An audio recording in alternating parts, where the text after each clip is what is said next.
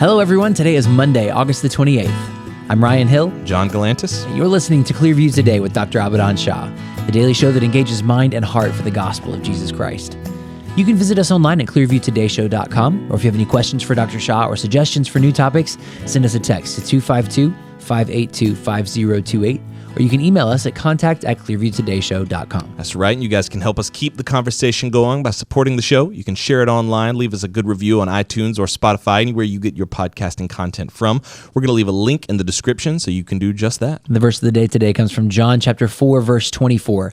God is spirit, and those who worship him must worship in spirit and truth. That's something that is the goal of every worship pastor, worship leader, is to worship in spirit and truth. But we kind of grasp at what that means. What does it mean to worship in spirit and truth? That's what the woman in the well was saying to Jesus. You know, you guys say to worship in Jerusalem. We worship on the mountain. And he's saying, look, ultimately, none of that matters. Yeah. You worship in spirit and truth. Romans 8 says that without the Holy Spirit living in us, we're not children of God. Yeah. That's the identifier of who you are as a Christian. Yeah, absolutely. And that's one of the things I appreciate so much about you, John, and Dr. Shah, and the culture that we've created here surrounding worship, is that it's much more than just a time and service. That's right. It's not like a genre of music that we play at a certain moment. It's all of service. Mm-hmm. It's a worship service. And it even extends into our personal lives and the attitude that we carry. We worship God in the spirit and in truth. That's right. And that carries over into every area of our lives. That's right. Speaking of Dr. Shah, he's back. He is back. He is back. It is so good to have him back. Many of you may or may not know, if you've been following the episodes on Clearview Today Show, Dr. Shah spent time in India, unfortunately because of the passing of his mom, but he was able to make it there. Thank God he was able to make it there in time and spend those last few moments with her. So we're going to bring him on the show in just a second and just talk about what that was like, his trip and the events surrounding that. If you've got any questions or suggestions for new topics, send us a text to 252-582-5028, or you can visit us online at clearviewtodayshow.com. Stay tuned. We'll be right back. Hey everyone, my name's Ellie. And I'm David. And we want to take a minute and let you know how we can actually serve you as you're listening to Clearview Today. The Bible paints an extraordinary picture of who we are as a church body. The mission of Clearview Church is to lead all people into a life-changing, ever-growing relationship with Jesus Christ. A huge part of leading people is praying for them. A big reason that Christians have unanswered prayers in their life is because they're not praying. 1 John 5:15 says, "And if we know that he hears us, whatever we ask, we know that we have the petitions that we have asked of him." If you're listening to the Clearview Today Show, we want to know how we can pray for you as well. There's a number of ways that you can get in touch with us at Clearview and share your prayer request, but the best way is by texting us at 252-582-5028. You can also send us an email at prayer@clearviewbc.org, or you can download the Clearview app on iTunes or Google Play. On that app, there's a dedicated prayer wall that helps us to get to know what's going on in your life, how we can pray for you, and how we can take any necessary steps to get you moving in the right direction. Thanks for listening. Now let's get back to the show.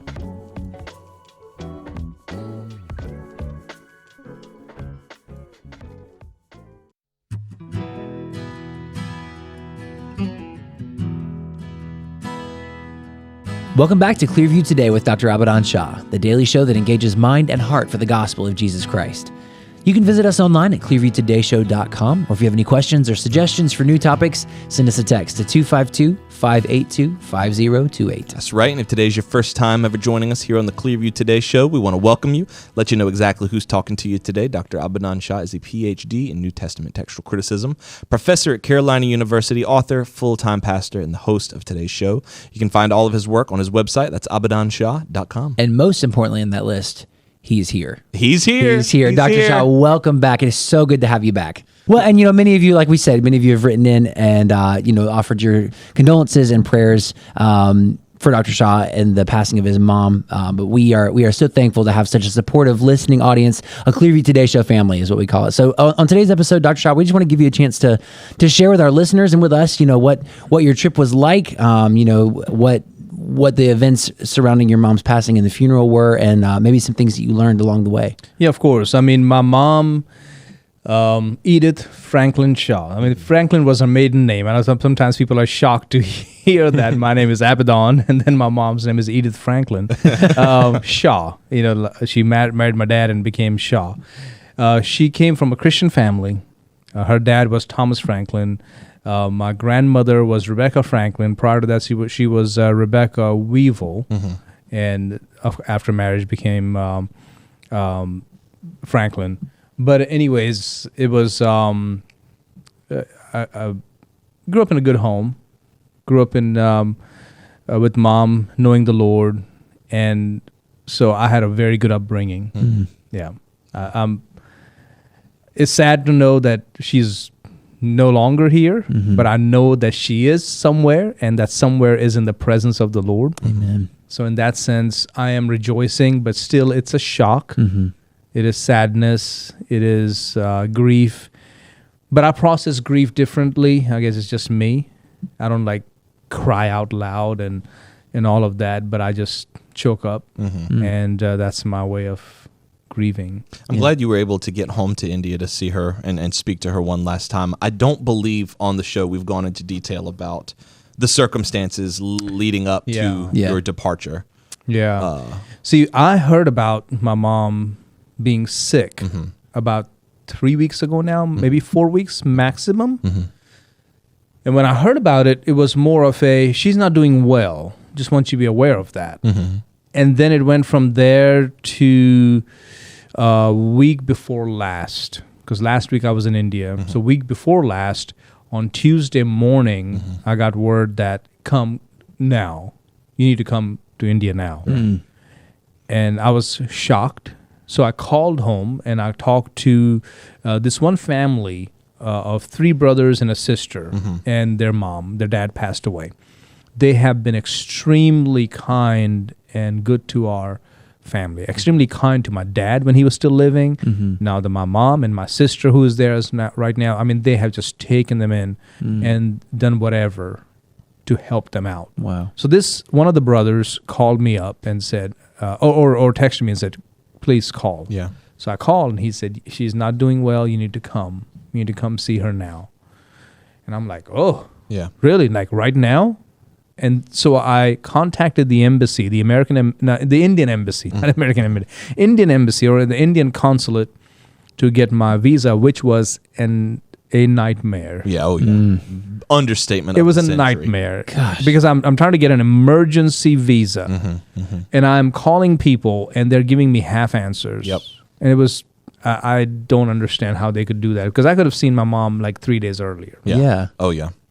So, and she was doing fine up until Monday. And then Tuesday morning when I arrived is when they had to put her back on all that stuff. Gosh. So anyways, I got the word. And so I began the process on Wednesday, 2 weeks ago. Right. And it was not until Friday that they finally approved the visa, put it on FedEx. I had to send my passport to them on Thursday via FedEx. They got it on Friday, still didn't work on it until Nicole, my wife, if you know her, she got angry and upset with them and said, you need to send my husband home now because his mother is dying. You cannot do this.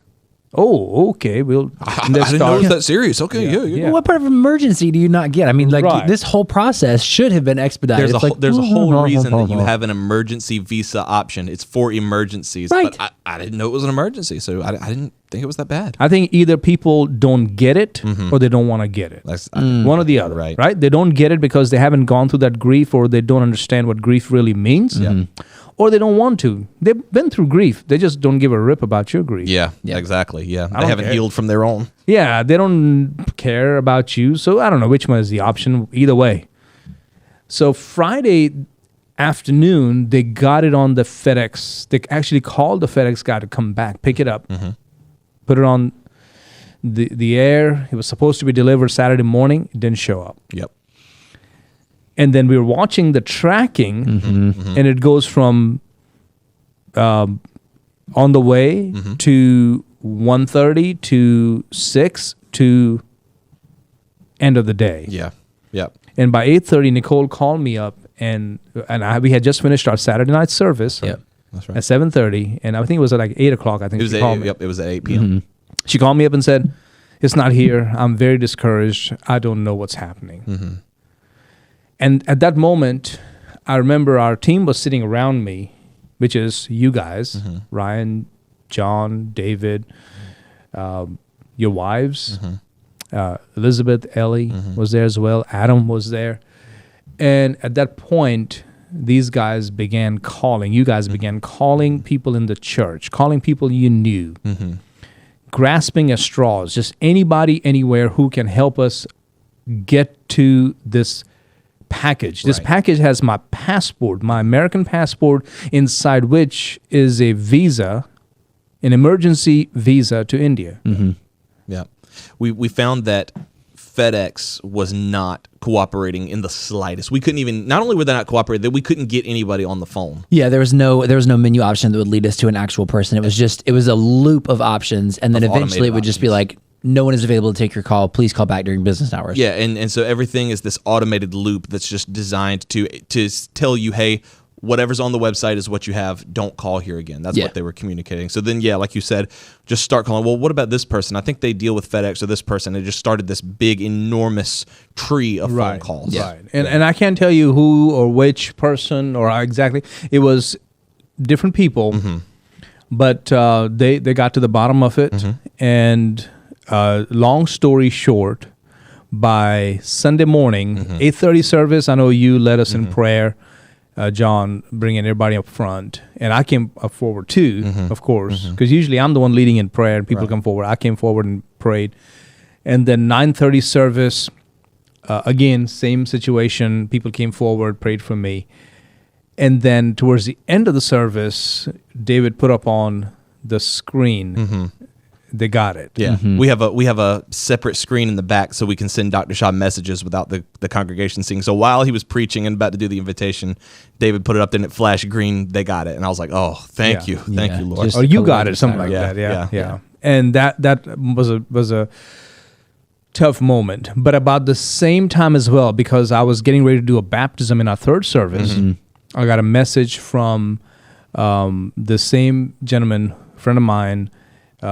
He's, I believe, the second brother, the three brothers and a sister, second brother, sent me a message and said her kidneys are failing, her vitals are dropping. You need to be here now. Yeah, and I'm like, oh my gosh, here we have the visa in our hands now, right? And on the other hand, it's like somebody just sped up the time clock.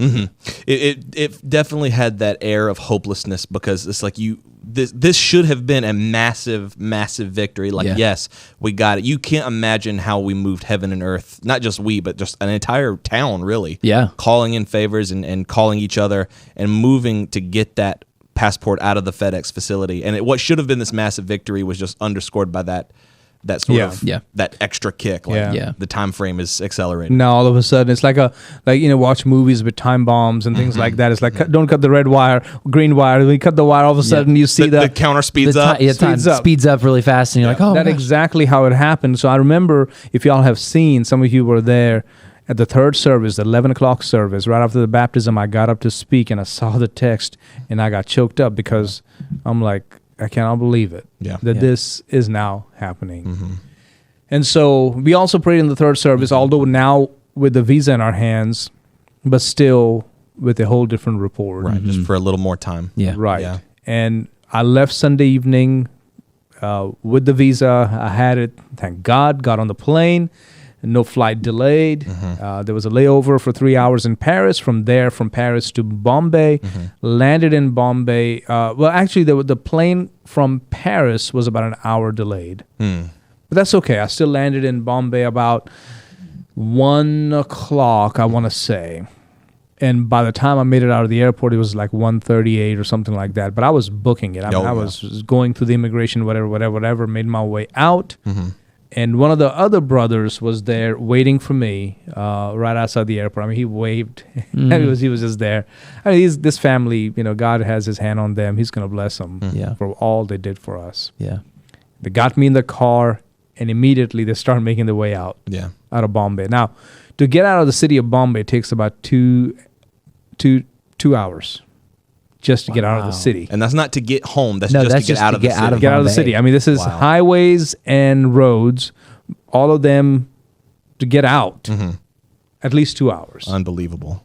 unbelievable to sit in a car for 2 hours and just be like, now we're finally. It's like instead of like when you do all this prep and it's like, okay, we're done. It's like, no, now we start. Now the game. now it's time to play. Yeah, golly. Yeah. So 1:38 or maybe let's just say 2 o'clock now begins the time to drive home. Yeah. Never done that in my life in India. Really?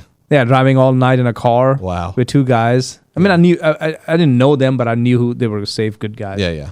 But still, I'm like, Yeah, it's 2 people had you met them before or not met them in person? never have. Wow. Never. Yeah. But this family knew them. Yeah. So it was all good and all safe. Sure.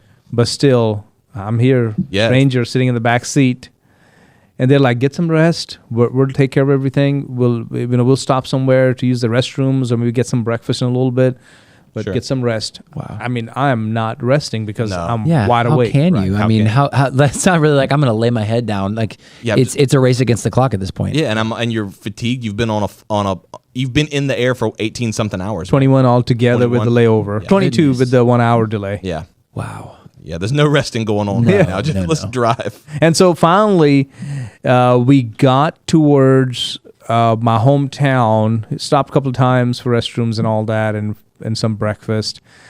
It was daylight, about 8 o'clock, 9 o'clock, 10 o'clock. I was thinking by 11 I'll reach, but I remember about 9 o'clock on there were phone calls happening between the guys, not the driver, but the other guy, who was the family friend.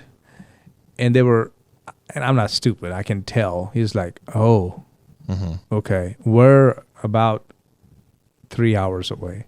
So I was like, okay, something is up, because they're calling him and saying, "Where are you? How long will it take?" And I remember this driver took on like Mario Andretti type speed. I'm like, oh my gosh. Yeah, he is going through things. He is like weaving through traffic. I'm like, Yeah, something's up. I think mom's headed out. And they are trying to race against time. So I prayed. I said, "God, keep us safe." Yeah. Yeah. And so by 12:30, we landed in Busau. Wow. Wow. What was that like when you saw that familiar imagery, like the hometown, the railways, the junctions, all this stuff? I mean, did it feel like I'm home, or did it not home, but did it feel nostalgic, or was it like this has shifted in my mind somehow? You know what I mean? Like, did it feel the same? It was not the same, because in the past, when I was coming home, Mom and Dad would be home. They would cook all the things I liked. Yeah. Waiting for the kids, their grandkids. It was, now I'm going to somebody else's home. I went to the sister's home. There were 3 brothers and a sister. So sister had a home right near where this hospital was. And so she already told my sister, Libna, to just stay with them so they could just go to the hospital. The hospital was literally a minute and a half from their home. Wow. So they said, just stay with us. Wow. So they had a room for me, the brand new house. That was like 2 months into their house. Wow. Nobody's even lived in their guest room. So they put me up in the guest room. That's crazy. Really nice, Yeah. actually. Yeah. And so you were able to make it to the hospital in time? I did. Good. I when I got to the house, they're like, "Well, get some rest. Why don't you eat something?" I was like, "No, I want to go see my mom." Yeah. Yeah. And then they said, "No, just wait for a second. Wait for a second." So I was like, "Okay." And so I said, "Okay, I'll come and sit down for a minute." And then they were waiting for my sister to get there. Okay. So that's why they were making me wait. Gotcha. They wanted me to go there alone. So my sister came, she hugged me, cried, Mm. and that was kind of sad. Yeah. And so I said, "I want to go see Mom." And so we made our way to the hospital, got there, walked up it's an odd looking place. I mean, nice, decent facility, but it's like you walk up this ramp and then there's a guard there. These are in India, they have a lot of these mini hospitals with maybe 20 beds. And there's a doctor, he has a bona fide degree, whatever. But they start these hospitals and they're purely profit oriented. Okay, they have this very cold, dry air about them. I don't care one bit about them. I'll be very honest with you. And there are some that are good people. I'm not going to say they're all like that, but this one was not a good one. Yeah. Yeah. This one on many levels. I mean, someday they're going to have to answer to God for that. Yeah. Not just for what they did to my mom, but also how they treat other patients and families. I mean, a lot of times there's prescribing things that have nothing to do with the condition of the patient. They have a pharmacy downstairs, so they're like, oh, we needed like 3 vials of these protein. Family doesn't know it. And the next morning when they come, it's like, yeah, go down there and you got to pay like 20,000 rupees. Yeah. Wow. We already gave it to your loved one. Yeah. So now you owe us. Yeah, now without any kind of approval. What are you going to say? Is like, you're get billed it to out of this my thing. loved one's body? Yeah. Right? So I know I'm not saying this just because, my mom died, but I'm saying it because a lot of people there were saying the same thing. It's like, why are they doing that? Why are they doing this? What's going on? Mm-hmm. Yeah. But they don't tell us anything. Yeah, no communication whatsoever. Yeah, Right. We could not even communicate with the doctor. Oh, he's not here. He's going to come. Oh, he's here, but his rounds are going to begin at 5 p.m. tonight. And this is like 1 o'clock. So where is he now? Yeah, he's just I've got 4 hours just to talk to him. Yeah. Oh, well, he has rounds right now. Or he's meeting with another patient. I'm like, okay, I understand. So we were patient, but I'm like, here's a person who came all the way across the globe. Right. You're not a full-fledged university hospital. You're not like somewhere where there are like hundreds of beds. There's like 20. Okay. You need to meet with and it's not just my family that was struggling. There were other families who were locals also struggling. I just say this to say compassion, mercy, care are very biblical values. That's right. On which the Western culture was built upon because they received Christ. Folks, don't be naive. This is not widespread. The idea to show compassion, the whole Good Samaritan mindset is not prevalent. Right. Yeah. It comes from a Judeo-Christian foundation. It comes from a Old Testament, New Testament biblical foundation. It comes from the person of Jesus Christ who came to lay down his life for others. That's a very different mindset. It is exclusive. It is not found elsewhere. And if it is found elsewhere, it's because it's being copied. All right? So just know that. Yeah. And when you do see that, especially when you go through this similar things here in America, be thankful for what we have. Be thankful for how good it is, because it's certainly not like not that the case all over everywhere. the world. And not for a single moment will I say that every doctor, every nurse, every hospital, every caregiving facility in America are born-again Christians who know Jesus Christ. No, but they're operating from that worldview because that's the worldview on which the whole idea of medical institutions and care facilities were built in the Western world. Right. So yes, it is found elsewhere, but it's because it's copied. And I got to see it not copied. I got to see medical facilities where when we had to shift our mom to another hospital because they were not giving enough care, they wouldn't even let her take her gown with her. Yeah, So we got to change that. We want that back. Yeah, because that's ours. That's our hospital property. So I said, I'll pay you for that. I'll pay you. No, we can't do that. So you need to go home and bring another gown. Unbelievable. That's unbelievable. That's despicable. Yeah, it's pretty. I mean, that's downright awful. Yeah. So I'll talk to anybody any day, all night about this. Yeah. And it comes from values. It comes from a value system. That's right. And again, I will never say the culture is bad or all of that. No, of course not. But this idea of compassion, care, mercy, very exclusive to Christianity. So anyways, I got to see my mom, and the good part is I was able to communicate with her. Even though she was getting kind of drowsy, she was kind of fading. They would say her name or her mom, Abidan is here. And she opened her eyes and she looked at me, and immediately her tears started coming, and she just shook her head. And she knew you were there. Oh yeah, of course. Nice. And one of the brothers next to me said, "You want to say something?" Oh, of course she can. She has all these things up in her mouth, and my sister's like, "How can she speak?" And my mom just shook her head. So there was communication happening. Yeah. And I, told her, I said, "Can I pray for you?" She shook her head and she lifted her hand, put it in my hands. Wow. So very, very real communication took place, albeit not a single word was spoken by her. Yeah. Because she couldn't. I love that. That was communication without words. Yeah, I love that you were able to do that last time, and it felt like the whole thing, the whole ordeal of getting there was worth it, just for those last couple moments that you got to spend with her. Yeah. You know what I mean? And so I talked to her, and then it was only like a 5 to 6 minutes you could do that, which I understand. You want to give the patient rest. So I had to step out and come back in a little while later, and come back in a little while later. And that evening, one of the sister's husband told me, he said, maybe you need to get a second opinion just so to sort of satisfy your mind. Mm-hmm. Yeah. So we went to that doctor. Mm-hmm. Now, he was not quite a cardiologist, Mm-hmm. but he did understand medicine very well. Right. And he said, it looks like her lungs are filled with fluid. Maybe it'll help to relieve some of that. Maybe it'll help with some dialysis if urine has passed. Yeah.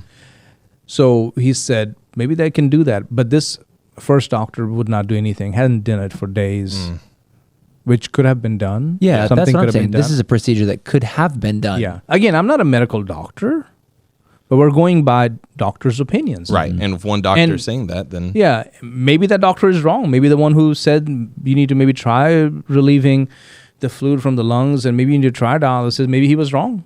Could be. But at least he said one thing. He said, at least fight. They should fight for it. yeah. So I said, would it be okay if I bring her back here? He said, you want to bring her here? I said, yeah. He said, sure. If you bring her, I'll do whatever I can. And so we made up our minds that Tuesday night, that tomorrow morning, Wednesday morning, we're going to take Mom to this guy's place. Yeah. And Libna and I even talked. My sister and I talked and said, there's a great possibility that she will not make it to that hospital. There's a good possibility that she may leave this world at this hospital or in transit or when she gets there. But either way, we will not just watch this happen. Right. We'll fight for it. And I told my sister, I said, ultimately, I don't want her to leave this world from this hospital. Yeah. I'd rather go from another place that I felt like was at least willing to give her a chance. That's Yeah. right. Whether it was a 0.000001 chance, at least they're trying. Yeah. Right. At least something. Some kind of least, fight. yeah. Well, it goes back to those values you were talking about. Like they're at least saying, "Hey, she's worth fighting for. We'll do it, even if it doesn't look like it's going to succeed." His second doctor was actually my dad's doctor, so he knew my mom, he knew my dad, so there was that connection. And so that morning we got there, we're like, we want to discharge her. Well, you have to pay the bill. I said, okay, we're ready to pay the bill. Let's pay the bill. Well, I need to go ahead and tally all this. It'll take me some time. I said, well, we want her out of here now. So please tally the bill. Tell us now. Okay. And then she's over there, this finance lady's like rearranging like staples and putting down coffee mugs or tea mugs or whatever. I'm like, hey, I need to pay the bill. I have the money. Yeah. I'm ready to pay. Yeah. Okay. I'm trying. I'm doing. It's taking me 5 minutes, at least 10 minutes. I'm like, okay. Well, you need to go downstairs and pay the pharmacy bill first. I'm like, sure, we'll take care of that right now. I said to my sister, go down there and pay that bill. So I mean, I'm sharing all this is because many times people in the West have such a naive idea of medical care and of facilities. They have no idea. They'll have no idea what the world is like. We're so blessed here. And I'm not just giving some mumbo-jumbo patriotic junk. I'm telling you the truth. We're so blessed here. Yeah. You can go to any hospital. They cannot refuse you service. You know that, right? Yeah. Everybody knows that. They cannot turn you away. I mean, you can go to the emergency room and say, here I am. I have nothing, but I'm dying. Yeah. Help me. Treat me. They have to take you in. That's right. Now, whether or not after a while, whatever happens and you have to fight for yourself, at least go halfway across the world and you are in a very bad situation. Yeah. Yeah. We paid that. We paid the pharmacy bill, paid the medical bill, and then the time came for, you need your own robe. We cannot leave that. That robe cannot leave. Ridiculous. I'm like, I'll That's pay for that robe, unbelievable. whatever they added to the bill. Yeah. Okay, I'll add. They added to the bill, but they still made you. they still made my sister go home and get a robe Golly. because there was a miscommunication. Wow. I said, I paid for the robe, didn't I? Yeah. I'm like, yeah. Well, keep it. It's fine. Wow. We moved her over to the other hospital on this ambulance, emergency ambulance that has a ventilator on it, kind of thing. And I don't know whether we lost her before that, during that, or when we got there. Either way, at some point, Yeah. God kind of flatlined. Wow. And then the doctor, where I took her to, the second one, who gave the opinion, at least fight, they did EKG and came back and said, that's it. Yeah. So it was a very tough day from the moment I landed to knowing that my mom is gone. We stopped and prayed there. Yeah. My sister was there. I was there. A couple of people from that family was there. And we just stopped and prayed and thanked God for her life. I FaceTimed Nicole. And I share all this for several reasons. Of course, medical care and all that. But don't take your loved ones for granted. That's right. That's right. And even though there was such grief, I knew where she was. She was in the presence of Jesus Christ. She was with my dad. She was rejoicing. She was healed.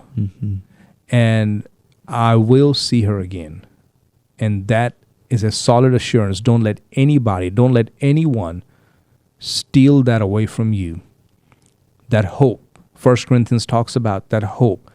1 Thessalonians talks about don't let anybody take that away from you. That is one of the beauties of Christianity. That's right. That offers hope beyond this life. Amen. So Yeah. that's where we are. I love it. Amen. And Dr. Shah, just the way that you have talked about your mom and the way that you talked about, your faith through all of this is an inspiration to me. And I know it's an inspiration to our listeners as well. So thank you for sharing that. And we are continuing to pray for you and for your family. And listeners, we want you to do the same thing. Keep Dr. Shah and his family in your prayers as in the days and weeks ahead. And if you have any questions or suggestions related to what we talked about today, any thoughts or you want to send your prayers or your encouragement to Dr. Shah, please do so by texting in 252-582-5028. Or you can visit us online at clearviewtodayshow.com, and you can partner with us financially on that same website. Join with us in reaching the nations with the gospel of Jesus. We love you guys. We'll see you next time on Clearview Today.